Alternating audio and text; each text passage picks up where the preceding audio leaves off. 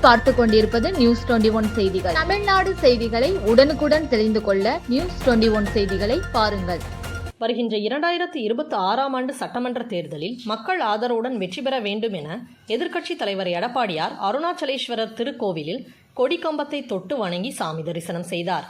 திருவண்ணாமலை மாவட்டத்தில் மக்களை காப்போம் தமிழகத்தை மீட்போம் என்ற பிரச்சாரத்தில் 4 நாட்களாக சுற்றுப்பயணம் வந்த எதிர்க்கட்சித் தலைவர் எடப்பாடி பழனிசாமி அவர்கள் இன்று நினைத்தாலே முக்தி தரும் தலமாக திகழும் ஸ்ரீ அருணாச்சலேஸ்வரர் திருக்கோவிலில் வருகின்ற சட்டமன்ற தேர்தலில் தமிழகத்தில் மக்கள் ஆதரவுடன் வெற்றி பெற வேண்டும் என அருணாச்சலேஸ்வரர் திருக்கோவில் உள்ள கொடி கம்பத்தினை தொட்டு வணங்கி சாமி தரிசனம் செய்தார்.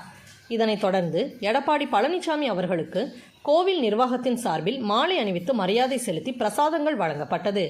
இதில் திருவண்ணாமலை கிழக்கு மாவட்ட செயலாளர் முன்னாள் அமைச்சர் எஸ். ராமச்சந்திரன், போலூர் சட்டமன்ற உறுப்பினர் மற்றும் முன்னாள் அமைச்சர் எஸ். அக்ரி கிருஷ்ணமூர்த்தி, அம்மா பேரவை மாவட்ட செயலாளர் பெருமாள் நகர் ராஜன் உள்ளிட்ட கட்சி நிர்வாகிகள் உடனிருந்தனர். இதனைத் தொடர்ந்து தமிழகம் முழுவதும் மக்களை காப்போம் தமிழகத்தை மீட்போம் என்ற பிரச்சாரத்தை செய்து வந்த நிலையில் திருவண்ணாமலை மாவட்டத்தில் 4 நாட்களாக எதிர்க்கட்சித் தலைவர் எடப்பாடி பழனிசாமி பயணம் மேற்கொண்டார்.